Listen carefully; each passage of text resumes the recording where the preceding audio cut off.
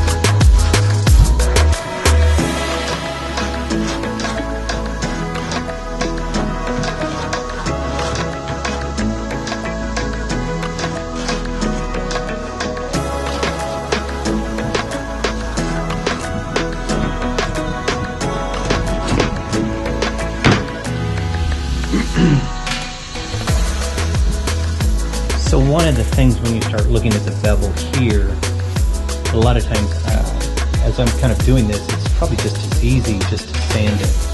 So I do that occasionally on some of these.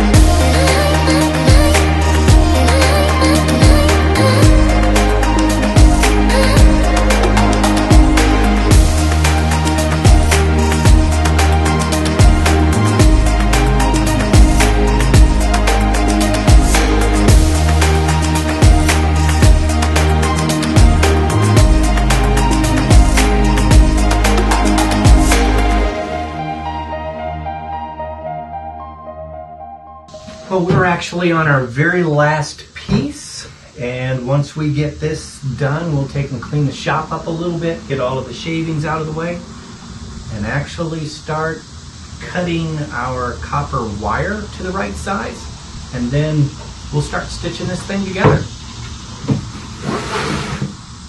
I think the thing about this, whether you want to use a block plane or use a sander, it's either way.